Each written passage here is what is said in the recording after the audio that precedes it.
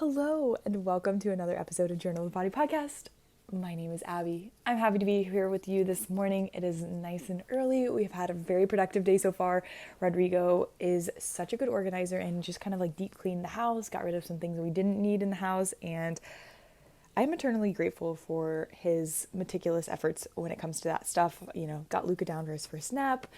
And yeah, we are really productive this morning. I just set up a new red light. We're going to the chiropractor and then the social security office later, which is not going to be as fun because I am getting my name officially changed to Fernandini because I have not done so with the government yet. So anyway, there is a little snapshot into what my life is currently.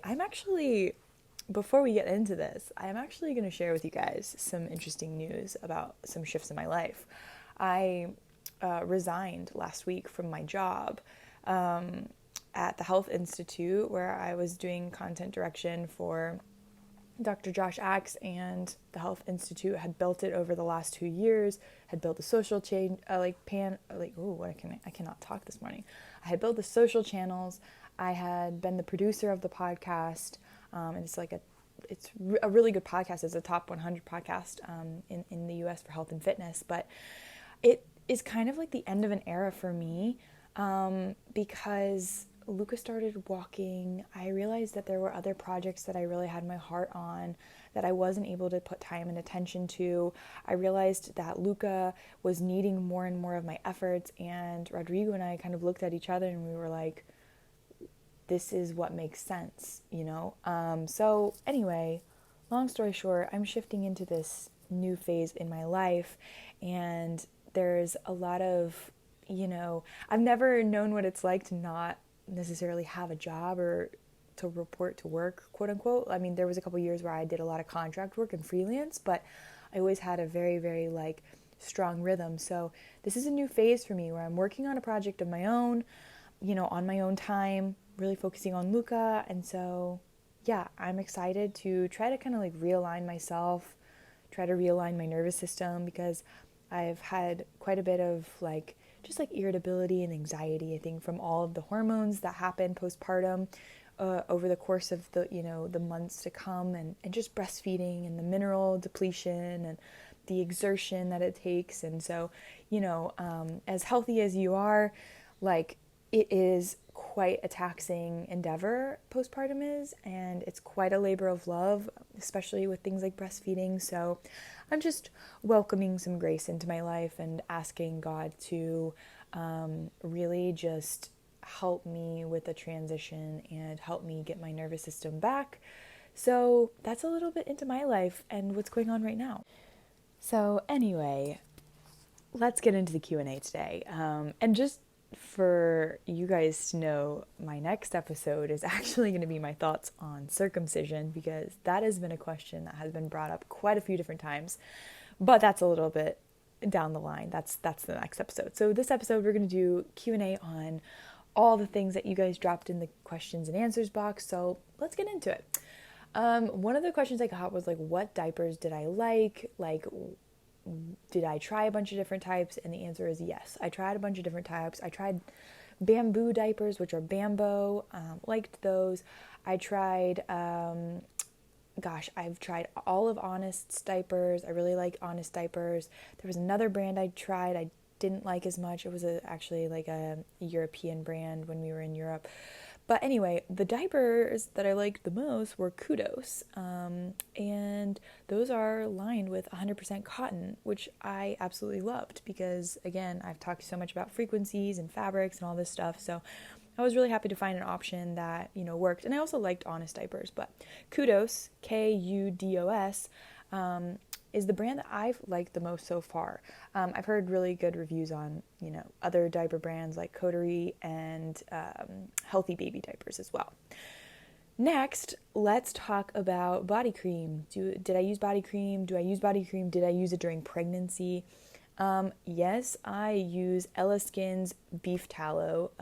I don't really go for body cream per se because I don't necessarily love all of the different ingredients that are most of the time in body creams, but I opted for their lavender beef tallow. They use real herbs and they soak real herbs and strain them, and The scents are absolutely amazing. So I'll link that below. But I also found that vitamin E oil, especially on my stomach during pregnancy, was really crucial in just helping the skin and supporting it as it began to stretch, right? So as our skin kind of undertakes this, this new place where it's rapidly expanding, vitamin E is kind of one of those key vitamins that plays a role in helping the skin do so without too much damage. So I used a really pure vitamin E oil, and I also used beef tallow, which is really high in all these fat-soluble vitamins like vitamins A, D, E, K, etc. The next question: what is the hardest thing about motherhood, and what is the best thing about motherhood? Okay, well, let's just put it this way. Rodrigo and I have exceptionally strong personalities, and we are both incredibly passionate. We are very outspoken, and my 6-month-old has the same personality, okay? So this is kind of a newer development, but he is very strong-willed, and he is very loud, and he screeches, and if he doesn't like something, he will let you know. And he shows his frustration.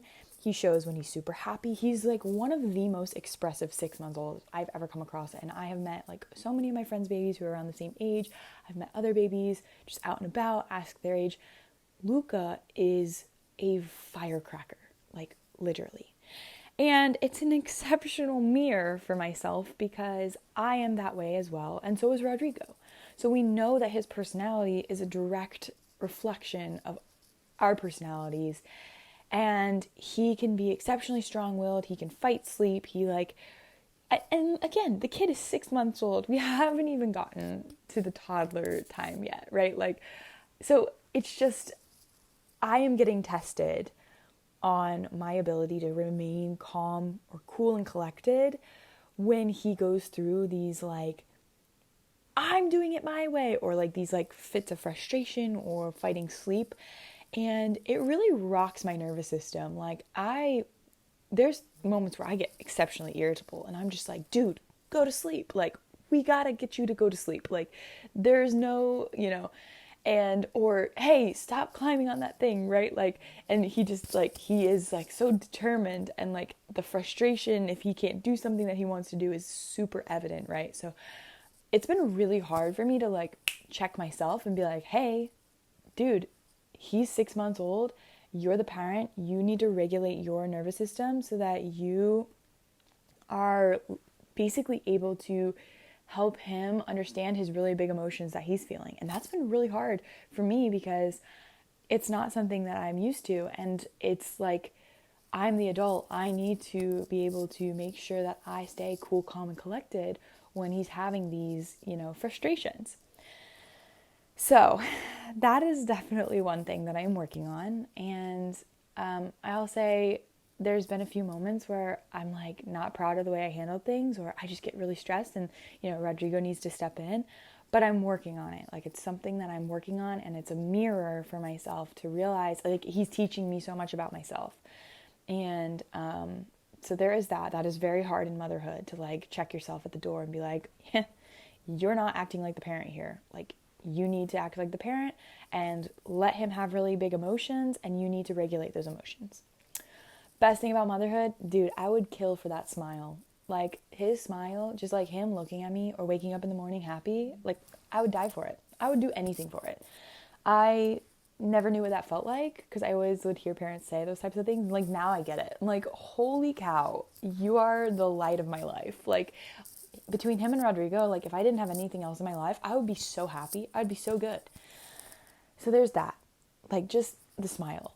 It's just seeing his emotions, seeing him develop as a little human. I'm just holy cow. We created this. God gave this to us. What a gift it is. And so I really try to use that perspective, especially when he's a little bit more irritable or whatever.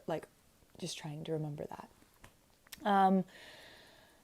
Marriage from a different culture. This is another question. How do you feel about being married to somebody from a different culture?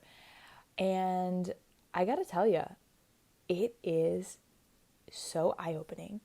I was very sheltered growing up. Like, I came from North Carolina, small town, Concord, like, love Concord, love my people from Concord, but it was not very diverse. We didn't get a lot of, like, cultural experiences. My family didn't really travel like internationally. My parents were very much so like they like to stay usually within the US. And that's just kind of the way that they like to do things, and that's totally cool. But I definitely did not have many experiences with, for example, Latin cultures, Europeans, Asia. Like, I didn't get all of these different cultural experiences necessarily growing up. And when I moved to California, that was a big change for me because California is such a melting pot, and kind of where I was going, Silicon Valley, there was just a lot going on. And so I got experiences with a lot of different cultures. Two of my best friends, as soon as I got to California, one was Brazilian, but he was from Hawaii, and the other one was from Mexico. And first of all, I'm eternally grateful for them because they were like so eye-opening to the culture, like, the different cultures, especially like the Latin community. And I just like fell in love with it. I was like, wow, I love the Latin community. Like, I love the Latin culture. It's so beautiful. So I really, really just, yeah, I can't explain it other than like it felt so aligned with all of the things I liked. I loved the way that their families like kind of all stayed together. Like, I loved the different aspects of, how males acted versus how females acted, and how males were very like protective and kind of took these divine masculine roles in a lot of ways in the Latin community. And again, that's not across the board. That's not necessarily like every single Latin guy, but it was the experiences that I was having with these friends of mine. And then following that, when I met Rodrigo, he was very much so traditional divine masculine. Like, he was like, you can do whatever you want. Like, I want to support you in any way that you want to grow and like, be yourself. But he was kind of like also the man of the house, and like he really, really assumed that role. And it felt so right for me. And sometimes I really do have to check myself, because if I'm out of line, like, he tells me, he's like, you are out of line. You are not treating me like, I'm your husband and you are my wife. Like, because, again, it's just the cultural dynamics are different. So I am so grateful. Like, I love the Latin culture. I feel like a Peruvian. Like, I feel part Peruvian now that I'm married into it. And the food is amazing. Everything's amazing. We're going to go live for a couple months next year in Peru, and I'm going to really immerse myself, and hopefully I'll be fluent in Spanish by then. Fully, I can kind of get around, but not fluent. And I love it. Like, I can't explain it. So anyway, that is my thoughts on that. If you do meet somebody from a different culture, like, just know that it's going to enrich your life so much. There are good parts, there are bad parts. There's, it's such a blend. Sometimes there's miscommunication, right? Like, where something's interpreted slightly different, or, I would say, like, my husband tends to be much more direct than a lot of Americans are. Americans like to, like, kind of skirt around, beat around the bush. They're kind of like, sometimes, like, in some ways, I don't know how to explain it, but he's just direct. Like, if he means something, he will say it directly to your face, and there's no ifs, ands, or buts about it, right? Okay, you might also hear Luca in the background. He's outside with Rodrigo crawling on the floor. Next question is, did I swaddle Luca? I did not swaddle Luca. Homeboy has had his arms and legs flailing since birth. I mean, he is on the move all the time. There is no stopping him. When I tried to swaddle him twice, I had fits of screaming, crying when he was just a little tiny baby, and it did not work for us at all. I know a lot of parents like say that it helps their kids sleep and all that good stuff. Not mine. He hated it. He was also a belly sleeper from birth, and I know a lot of people are like, oh, don't let the baby sleep on their belly until a certain amount of time. Here's my thing with that. To be honest, in my personal experience, was Luca had great head control from when he was born. I understand that sudden infant death syndrome is what they claim, but I've talked to lots of practitioners in my circle of the alternative health community, and there's other reasons why SIDS happens. It's not from belly sleeping. And again, practicing safe sleeping in the crib is great, right? Like making sure there's not other things in the crib with them while they're sleeping. But Luca's been a belly sleeper since birth, and I've never had any problems. He's always slept better on his belly. I think it's always helped him with things like gas, etc. And he always sleeps longer on his belly. So that is my 2 cents about swaddling. Everybody has their own opinions, and also everybody has their own practices that work best for their baby and their family. And I'm so all for that. But personally, Luca has been a free bird, sleeping on his belly since birth. Registry must-haves for mamas to be. Listen to me clearly. I wish I had known this, and I was told this, but you do not need much, okay? Like when the baby is first born, for the first multiple months, I'd say up to month 3, all they need are milk, diapers, wipes to wipe their butt, mom and dad. That's pretty much it. And of course clothes, right? So they're not freezing. But even then, that was debatable because we were in Florida in the heat of summer, and Luca does not do well because he gets so overheated. He's a sweaty boy. He heats up. He is constantly sweating. When I sleep with him at night, if we're co-sleeping, which we do on and off all the time, he's a hot boy. He sweats a lot. So I will say keep it basic to begin with. Now, as I've progressed and he's hitting the 6-month mark, of course, there's other things that I have found to be beneficial, which are things like toys, and specific types of toys. I love the Loveberry, I don't even know what it is, but they have Montessori toys that are, toys with a purpose, right? They're not just playing with random things on the floor. It's oh, this one helps him, oh, this mirror with these certain things help him lift his neck, or, oh, this is a sensory book, right? Things that have purpose that are teaching him while he's playing. There's that, and again, I would not overload and buy too many toys or get too crazy because, it also affects the child. It affects their nervous system. If they have too many options for toys and they have too many toys and too much of this, they get stimuli overloaded. There's too much going on. So we're very selective. We put a certain amount of toys out for him, and he can kind of choose what he wants to play with. And that's how we do it. Now, in terms of other registry must-haves, a few things that I have found to be exceptionally beneficial.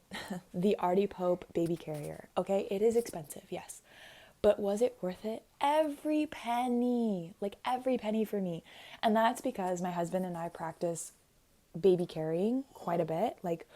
We carried Luca everywhere. Literally, we still do to this day. And like I said, he's 6 months now. But it's just kind of what worked best for Rodrigo and I. We were constantly traveling. We went to Peru. We went all over Europe. We went to, El Salvador recently. We're going to Costa Rica soon. We're going to Colorado. We're super active with our lifestyle. And so for us, the easiest thing was strap Luca on. Look at it as a workout if it's for longer periods of time. And we use that thing some days 4 to 5 hours plus. If we were traveling, even longer. And it was such a easy thing to carry around, have with us, high quality, great material, you can wash it. Again, comes with a price tag, but I will say we've used it 20 times more than we've ever used a stroller. Strollers, I go on walks with Luca, here and there, and most of the time, I'll do morning and night walks, and we have the baby jogger stroller, but I'm using the baby carrier more. Now, of course, as he continues to grow, that's going to change, but that was the number one thing that I was given by my wonderful friends, Mia, Shelby, and Maria. It was incredible. So there's that. And I'd also say a sound machine and blackout curtains, 100%. Sound machine, get some brown noise or white noise, whatever, so that you can play it 24/7 when they're in nap time, or if they're, it doesn't matter. Just sound machines are great, and blackout curtains to make the room super dark is also helpful for naps. Luca is not a good napper. He sucks, actually. And no matter what schedule I put him on and try to stick to the schedule, he will defy that schedule. He defies it. He does not want to do it. He is very much so fights sleep. And so blackout curtains and those types of things really do help in the long run for trying to get them to sleep for longer periods of time, help them sleep through their transition to like a deeper sleep, because sometimes they'll wake up at the 40-minute mark, and that is what Luca does. So yes, those are a few things that I would highly, highly recommend. The last thing I'd say, when your milk comes in, I would get a haka. It's that suction cup that goes on your breasts to collect milk. And I would collect as much milk as you possibly can when your milk first comes in after giving birth, because that is going to be your supply. And I don't pump milk now. I honestly only exclusively breastfeed Luca, minus there's been a couple of moments where I have gone out of town and I've left Luca with milk, with Rodrigo and Luca with my milk. But I always would carry that haka around during the first days, because I was collecting tons and tons and tons of milk, because you get an overproduction essentially when your milk first comes in. And so it's just like, you feel like you're never going to stop producing milk. And then as time goes on, you regulate, and your body basically figures out how much milk you're going to produce for your baby. And, and then you kind of just stick the route. And your body usually produces 30% more milk always than what your baby needs. So it's, there's a whole another conversation of, low milk supply and why those things may be happening, but we can get into that topic for a different day. But your body usually produces 30% more milk than what your baby needs, and that's it. And I can always tell when my milk supply is slightly lower than other days, if I haven't eaten enough, if I haven't taken on enough minerals, etc. So there's that. That is my wrapping up of registry must-haves. I'd say keep it simple. There's always going to be other things that you're going to learn that you need here and there, and everybody's different. I don't like to overcomplicate things. We like to travel light as a family, which is kind of crazy to say, even though you've got a baby. We do travel light. We don't bring strollers at the moment. We will once he's probably closer to 10 months, 1 year old. We just baby carried everywhere. And that's also because when traveling, you don't want to be carrying strollers. You don't want to be carrying pack and plays. We co-sleep a lot of times when we're traveling. That works best for my family. We do safe co-sleeping. That works for a lot of people all over the world who practice it, because a lot of people will be like, oh, that's not safe. Well, if you do it the right way, it is. And your maternal instincts are incredible. So that is what we do when you travel. Usually if we're in hotels, we'll even say, hey, we're coming with a baby. Do you guys have cribs? And pretty much all the hotels that we have gone and stayed at, they've had crib accommodations for Luca whenever we have traveled. So that has been amazing for us. That is the roundup, essentially, of the registry must-haves. And also, I guess, a little bit about how to travel with an infant, which I can always get into more on that topic, because I have learned a lot about that and what works well. So the next question is about pregnancy prep. This whole thing is going to be pretty much about pregnancy, honestly, and preconception, pregnancy, motherhood, all that good stuff, because that is definitely where a lot of conversation tends to be around at the moment. But if I were prepping for pregnancy, and mind you, Luca was a little bit of a surprise, I would say focus on the basic lifestyle factors, basic lifestyle habits, I'd say, to start, right? Good sleep, fat-soluble vitamins, lots of minerals, eating really nutrient-dense foods. I didn't know I was going to get pregnant, but I was really happy with Rodrigo and I's lifestyle prior to getting pregnant, because we really hadn't drank that whole entire year prior to. And that wasn't oh, we're not going to drink. It was just kind of how the cards ended up falling. We just didn't feel good doing it. It just didn't really align with kind of what we wanted to do ultimately. So yeah, really didn't drink much.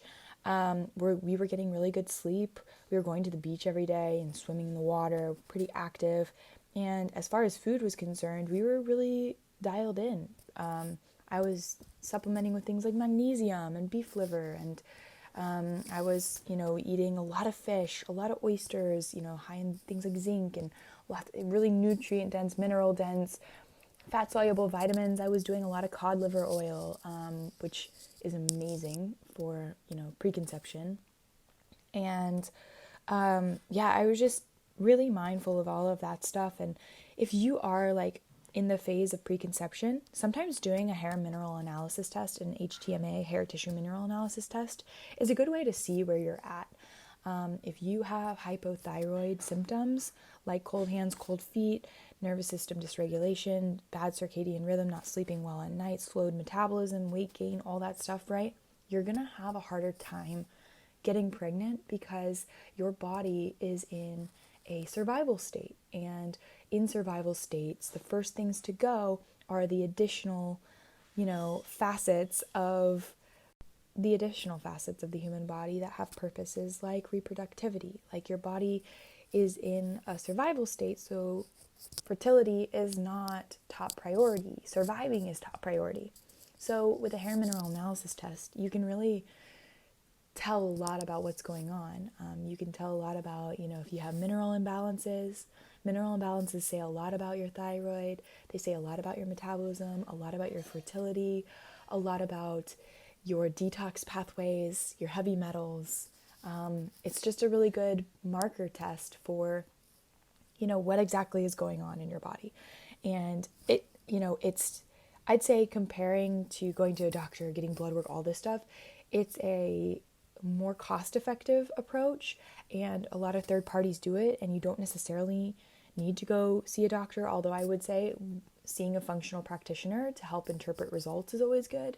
But some of these third-party tests for hair mineral analysis is they give you results and they give you good protocols to follow based on your results. And I can link the one that I use in the show notes, Live Honed. I use Honed hair mineral analysis tests. But that's a really good thing to just check in and see what's going on, right? And it's also good to do postpartum. It's good to do after you've stopped breastfeeding because things may be slightly returning back to normal. And also, I would say, take hair mineral analysis tests with a grain of salt because they're not necessarily the end-all be-all. Sometimes combining with blood work is the best way to see, and they're not dire, circumstances. Your hair mineral analysis test is showing what's been going on over a long period of time because it's taking it from your hair. It's not like a snapshot like the blood work is in that current moment, what's going on, right? It's more of a, hey, this has been going on for 3 months, or hey, this has been going on for X amount of months. Here's what I'm seeing. For example, I had a zinc deficiency. It's pretty severe. And that was the main thing that I was reading on my hair mineral analysis test. And it had been going on for a long time based on my results, right? So that is the nice part is it gives a bigger picture of what's going on with your health, not just in that current second or moment of getting your blood drawn. Because blood serum levels fluctuate day to day, hour to hour. But yeah, if you have questions on hair mineral analysis testing, go listen to my last episode. I actually go through my results of my hair and mineral analysis test with you guys, and that's my last podcast episode. Other things for preconception is to remember that the male is just as important as the female. So for men, having really good sleep habits, detoxing and incorporating herbs in the diet, eating, really high quality food, getting good sleep, all of that is very much so a part of really, really high quality sperm. Sperm have pretty good changes. They can change pretty quickly within, I think, something like 30 days from the time somebody starts lifestyle habits to if you were to check sperm quality. Males have this ability to change their sperm quality and sperm count pretty efficiently and rapidly if they stick to a certain protocol. So remembering that the man is just as important as the woman for preconception, because a lot of times we just have this hyper focus on women and women's fertility when men are also having huge problems with their fertility. And they're having huge problems with their testosterone and all of this, these hormonal shifts that are occurring in the general population. So remember that males are just as important as females. So making sure that they're following a lot of the same protocols you're following is really good. Laying off the alcohol, laying off the weed, laying off the, different stimulants, depressants, etc. that, a lot of times, we have as habits. So that's what I'd say. Anything that you're doing as a female, hopefully your husband is also able to do those same things because it takes two to tango, right? If I was doing all this amazing work and doing all this stuff only for my husband to be smoking and drinking every day and eating crappy food, that completely defeats the purpose. So, if you are on that fertility journey, it is teamwork. it's both of you guys saying we're going to give our kid the best possible outcome and we're going to really commit to that.